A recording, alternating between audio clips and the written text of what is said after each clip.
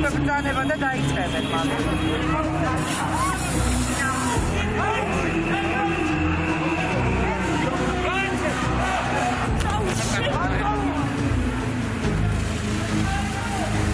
საქართველოს ისტორია არა მხოლოდ პოსტსაბჭოთა, არამედ საბჭოთა ისტორიაც სავსე არის პროტესტებით. მაგრამ აი ასეთი ამხელა, აი ჩვენ გვართ ყველაზე დიდი კოალიცია პროტესტისა, რაც კი ამ ქვეყნის ისტორიაში არსებულა, 60 დღიანი უწყვეტობა პროტესტისა, რომელიც არ ახსოვს საქართველოს ისტორიას, რომ 60 დღე უწყვეტად პროტესტი გამოდიოდეს და გამოდის თან უკვე ისეთ ქალაქებშიც გამოვიდა, სადაც პროტესტის ისტორია საერთოდ არ ყოფილა. Can we shake razavit და მალე შენ ჩატოვებს აწყოს და მომავლის გარეშე ხსნება გადადგინა ბიჭი როდესაც შემოქმედებაში გადავიდა პროტესტი ეს ნიშნავს რომ იგი დაუსასრული არასოდეს არ დამთავრდება სანამ ბიძინა არ დამთავრდება მე რომ ბიძინა ვიყო მიხვდებოდი რომ ეს ასეა მაგრამ ის ვერ მიხვდება იმიტომ რომ ბიძინა ივანიშვილი და შემოქმედება ეს ორი რამ არის ერთმანეთისგან ძალიან დაშორებული მისთვის უცნობია ეს სფერო მისთვის ცნობილი არის ტყუილის სფერო ეს ყოველთვის ამბობდა რომ ეს არის ტრუკაჩი ეს ტრუკი არის მის საყვარელი ტერმინი როგორც ის ამბობს მისი ძალიან უცნაური ქართული ძმა ბანკში წასვლა არის მისთვის დამახასიათებელი და ახლა ბანკშია წასული ჩვენ სრულად განსხვავებული ქვეყანა ვართ, ვიდრე ვიყავით არა მარტო არჩევნებამდე, არამედ განსაკუთრებით 28 ნოემბრამდე. ხელისუფლება ფაქტობრივად დარჩა შიშველი და მას აღარ რჩება არანაირი საყრდენი. დღეს მივიღეთ გადაწყვეტილება, 2020 წლის ბოლომდე დღის რიგში არ დავაყენოთ ევროპაშირთან მოლაპარაკებების გახსნის საკითხი. 60 დღე არის ამ სხვადასხვაგვარ ემოციებს იწვევს ხო ერთის მხრივ საამაყო დღეები, იმიტომ რომ ქართულმა ხალხმა აჩვენა ამ ყველაფრის მიმართ გაყალბებული არჩევნების ანტიდასავლური ნაბიჯების ანტიდემოკრატიული ნაბიჯების მიმართ რეზისტენტულობა და ვაჩვენეთ ის რომ ჩვენ არ ვიღლებით და მაინც ვაგრძელებთ ბრძოლას უკეთესი ქვეყნისთვის მეორე მხრივ იყო უამრავი ძალიან მძიმე ემოციური და ტრაგიკული შემთხვევა ხო როდესაც ადამიანები და ჟურნალისტები სასტიკად სცემეს როდესაც ხედავდით რომ ქუჩებში დათარეშობდნენ უკანონო ბანდფორმირებები რომლებსაც ქონდათ ყველაფრის ჩადენის უფლება და მშვიდობიანი პროტესტანტები და დემონსტრანტები იყვნენ სრულიად უძლური რაიმე მათ წინააღმდეგ გაეკეთებინებდა.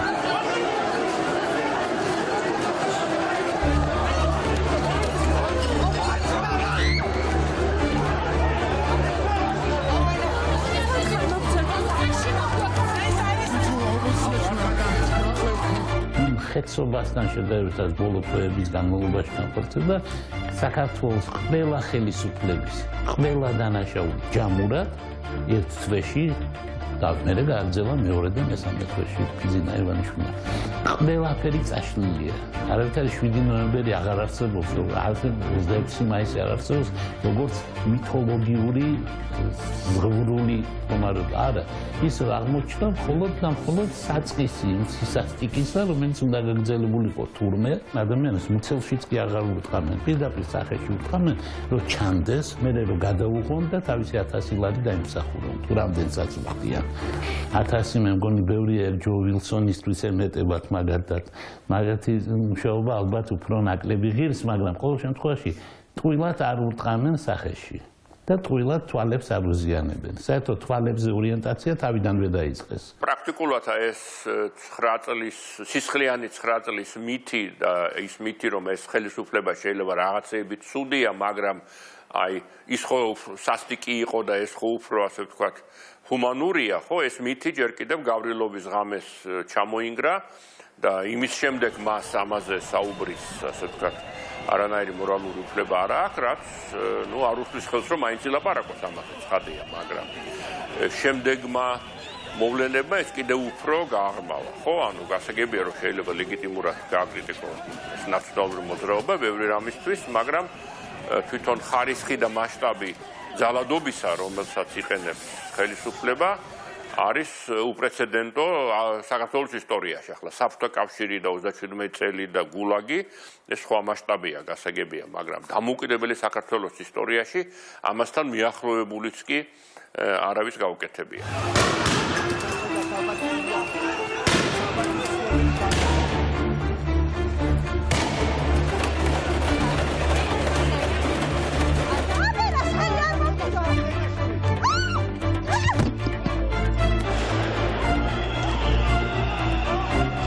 500 ადამიანზე მეტი არ დაჭერილა საქართველოს დამოუკიდებლობის საქართველოს ისტორიაში. დაიჭრეს 500 ადამიანი. ამარა პროტესტი შეანელა, ხელისუფლების ცხოვრება გაადვილა. თუ რა მოხდა? არც არაფერი და ეს არაფერს არ შეცვლის. 20,000 ადამიანს ხوار დაიჭერენ. ყველა ნაცემი და სახელდალეწილი ქართველი ახალგაზრდა ეკვივალენტურად გადაითარგმნა დასანქცირებულ რეჟიმის მსახურში. ეს პროცესი გადაითარგმნა იმაში, რომ ქართველმა ხალხმა თქვა, რომ ჩვენ არ გვეშინია. ანუ ყველა რბევის და ცემის შემდეგ დღეებში იმაზე ბევრად მეტი ხალხი გამოდიოდა, ვიდრე ცემის და რბევის დღეს. აქამდე მსოფლიო მედიაში საქართველოს ლაპარაკობდნენ და შემოიფარგლებოდნენ თქვათ ხელისუფლების და ოპოზიციის ხსენებით. ახლა სერიოზული აქცენტი კეთდება ქართული საზოგადოების მოქმედებაზე, მის სახეზე, მის გადაწყვეტილებებზე და ასე შემდეგ. ეს არის უნიშნელოვანი მიღწევა, ეს არის უნიკალური, შეიძლება ითქვას, სხვაგანაც გვინახავს რა თქმა უნდა ეს აქტიური საზოგადოება, მაგრამ ამ ფორმატში, როდესაც არის არაფორმალური ოლიგარქიული მმართველობა, როდესაც არის ამხელა რუსული წნეხი, როდესაც აი ეს 12 წელი ასეთი იყო, ანუ კონტექსტიდან გამომდინარე, ეს არის უნიკალური როგორც ჩვენი საზოგადოების მსოფლიოსთვის და მე ძალიან მიხარია ვარ ამ პროცესის ნაწილი და ვინც რუსთაველზე დადის, მან იცის მართლაც რამხელა ძალასთან, რამხელა შემართებასთან, რამხელა ემოციებთან, ინტელექტთან და დიდ ეროვნულ სულთან გვაქვს საქმე. ამ პროტესტებმა პირველ რიგში აჩვენეს ხალხის შეურიგებლობის ხასიათი და ხარისხი. მე რა თქმა უნდა ერთმანეთს ვეკითხებით სულ აი რა შედეგი ექნება და დანიშნავს თუ არა ივანიშვილი ახალ არჩევნებს ან დაიხებს თუ არა უკან და ეს რა თქმა უნდა არავინ არ ვიცით, მაგრამ პრაქტიკულად მან აჩვენა რომ ეს თავრობა ასეთი პოლიტიკური კურსით და სხვა პოლიტიკური კურსი მას ვერ ექნება, ну აბსოლუტურად მიუღებელია საზოგადოების ძალიან დიდი ნაწილისთვის.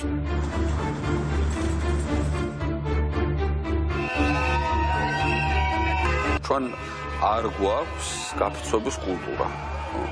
ბოლო გაფიცვა საქართველოში იყო მე-20 საუკუნის დასაწყისში.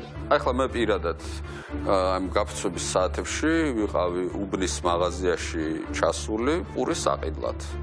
პური ვერ ვიყიდე, იმიტომ რომ დისტრიბუტორები გაფიცულები არიან და პური არ მოსულა.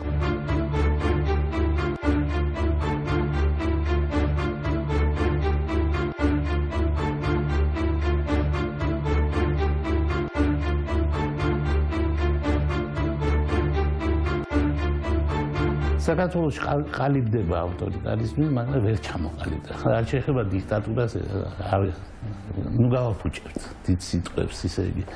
სტალინამდე და ჰიტლერამდე უკლია. სტალინი ლექსებს წერდა, კარგად ფხეროდა. ჰიტლერი მხატვარი იყო. ბიზინა ივანიშვილი არის ყველაფერში უნიჭო, გარდა მილიარდების თვლისა. ქალი რო ჩამოიყვანეს, ლოუ, ეს უკვე რაღაც კარიკატურაა, ხო, სასაცილოა, როდესაც, ჩვეულებრივი ქალი, რომელიც ტრამპის მომხრეა უბრალოდ და სადღაც ერთხელ იყარა კენჭი და წააგო, რაღაც სახელმწიფო დონეზე ვიზიტი აქვს თითქმის, ესე იგი, ძალიან ცუდად არიან, ხო, სასოწარკვეთის ამბავია ახლა, რომ აი ესეთ ქალს, რომელიც საერთოდ არაფერშუაში არ არის, რაღაც, ესე იგი, ამერიკის უზენაეს წარმომადგენლად ასაღებენ. ეს ადამიანები გველაპარაკებიან გლობალური ომის პარტიაზე და deep states როგორ ამარცხებენ და როგორ სოფლიოს შეთქმულება მათ როგორ ჩამოშალდა სამასობაში ავტობუსებში თავისუფლების და დემოკრატიის ენით ალაპარაკდნენ ფულის გადახდის აპარატები. ხო და ეს ხალხი იყო უმწეო და დარბოდა და სკოჩებს აკრავდა ამ სპიკერებს.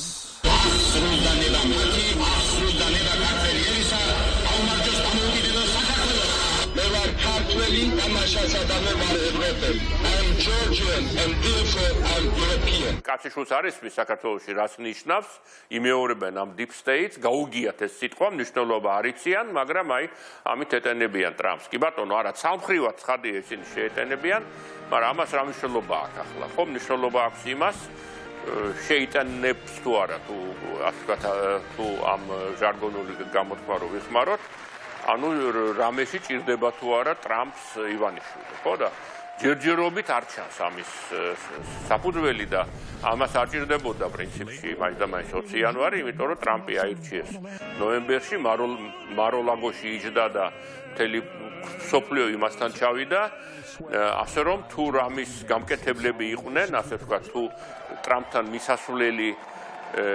მისასვლელის მპოვნელები იყვნენ აქამდეც უნდა ეპოვათ ბიზინა ივანიშვილს აქვს ასეთი აზროვნება მას გონია რომ ქალახული ადამიანი კომპრომეტირებულია წაშლილია უკვე ავტორიტეტი აღარა ამიტომ ჩვენ ახლა რაც კარნახოს ხვდებით რომ უნდა გავლახოთ ბიზინა და მორალურად ეს ასეც იქნება მორალურად ბიზინა ივანიშვილი მთელი თავისი მოღვაწეობით იხატება როგორც ბოროტების აი უსუსური პატარა ქვეყნის ბოროტება შეიძლება იყოს პუტინზე უფრო უარესი იმიტომ რომ თვითონ ბოროტებას არ აქვს საზღვრები ქვეყანას აქვს საზღვრები პატარაა საქართველო ჩვენ არ ველოდით აქ ასეთი ბოროტი ადამიანის და ამ ტიპის რეჟიმის ჩამოყალიბება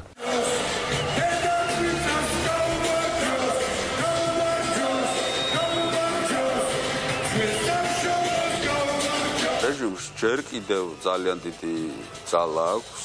ჩვენ უნდა ვიცოდეთ, რომ ამ ხალხს მილიარდები აქვს ჯიბეებში წაღებული, ისინი ძალიან დიდ ფულზე არის ლაპარაკი. მათ ძალიან ბევრი აქვს დასაკარგი, მათ ძალიან ბევრი დანაშაული აქვს ჩადენილი. მათ იციან როგორ მოექცნენ ოპონენტებს, მათ იციან რა აქვს გაკეთებული, ამიტომ მათთვის ხელისუფლების დაკარგვა არის ქონების შემთხვევაში თავისუფლების დაკარგვაც, ხო? თან ამ ყველაფერში მარტოები არ არიან. ისინი რუსებთან ერთად მოქმედებენ კოორდინირებულად. ამიტომ ისინი ბოლომდე შეეცდებიან ხელისუფლებაში დარჩენას. ამიტომ ეს არის ძალიან გრძელი და ხანგრძლივი პროცესი. მე ვფიქრობ, რომ 2025 წელს ანასე ანისე ეს ამბავი დამთავრდება და გადაწყდება, მაგრამ მე პირადად ჩემთავს ვეუბნები, რომ მთელი წლის მანძილზე მზადა ვარ, რომ ყოველ დღე რაც შემეძლება ჩემი წილი დავდო ამ ბრძოლაში და მე მინდა რომ ყველა ადამიანმა საკუთარ თავს ასე შემოუძახოს, იმიტომ რომ ჩვენ ახლა არ ვსაუბრობთ ვინ იქნება საქართველოს ხელისუფლებაში. ჩვენ ვსაუბრობთ იმაზე, ჩვენ და ჩვენ შვილებს გვექნება თუ არა აქ ცხოვრების და ნორმალური მომავლის აშენების პერსპექტივა.